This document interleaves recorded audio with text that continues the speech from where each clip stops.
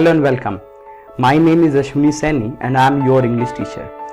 आज के इस वीडियो में मैं बात करूंगा 3 ग्रामेटिकल स्ट्रक्चर्स की, should have done, could have done and would have done. और मैं एक एक करके आपको एक्सप्लेन करूंगा कि ये तीनों इंग्लिश में किस तरह से अप्लाई होते हैं। पहले बात करते हैं शुड हैव डन की ग्रामर की। अब से पहले आपने शुड का इस्तेमाल सलाह के लिए किया है और वो सलाह कुछ ऐसी होती है, तुम्हें शराब नहीं पीनी चाहिए, you should not take liquor, तुम्हें मेहनत करनी चाहिए, यू शुड वर्क हार्ड।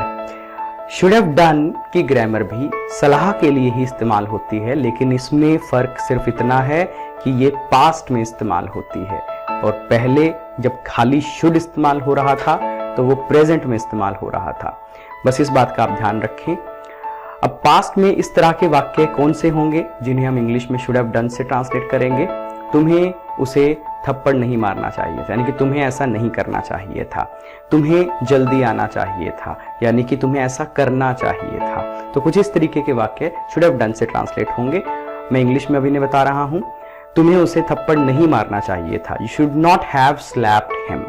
तुम्हें जल्दी आना चाहिए था, you should have come earlier. ऐसे बहुत सारे और एक्शंस आप उठा सकते हैं, मैं कुछ उदाहरण देके बताता हूं। तुम्हें मेहनत करनी चाहिए थी, you should have worked hard. तुम्हें उसे पैसे नहीं देने चाहिए थे, you should not have given him the money. तुम्हें मुझे पहले बताना चाहिए था, you should have informed me earlier. चलिए बात कर लेते हैं कुड हैव डन की। जैसे शुड हैव डन पास्ट में इस्तेमाल हो रहा है, उसी तरह कुड हैव डन का भी पास्ट में इस्तेमाल होता है, वो भी क्षमताओं को दिखाने के लिए।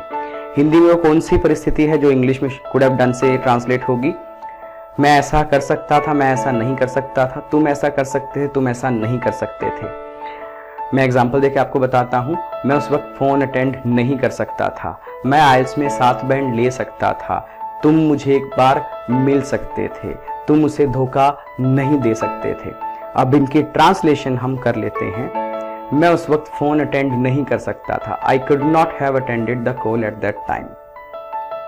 मैं आइल्स में 7 बैंड ले सकता था, I could have scored 7 band in IELTS. तुम एक बार मुझे मिल सकते थे, you could have met me once. तुम उसे धोखा नहीं दे सकते थे, you could not have deceived him.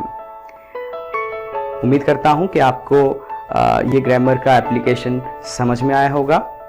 चलिए बात कर लेते हैं वुड हैव डन की ग्रामर की। इसका भी इस्तेमाल पास्ट में ही होगा और हिंदी में ऐसी कौन सी परिस्थितियां हैं जहां हम वुड हैव डन लगाएंगे? मैंने ऐसा कर लिया होता या मैं ऐसा कर लेता, मैंने ऐसा ना किया होता, तुमने ऐसा कर लिया होता, तुम ऐसा कर लेते, तुमने ऐसा ना किया होता। अब उदाहरण देकर मैं बताता हूं। मैंने 7 बैंड ले लिए होते, मैंने उसे धोखा ना दिया होता। ट्रांसलेट हम कैसे करेंगे? I would have scored 7 band. I would not have deceived him. So this is the application of should have done, could have done and would have done. उम्मीद करता हूं कि आपको ये एप्लीकेशन समझ में आए होंगे। अगर ये वीडियो पसंद आया हो इसे लाइक करें, शेयर करें और सब्सक्राइब करें और बने रहें हमारे इस चैनल के साथ। Thank you.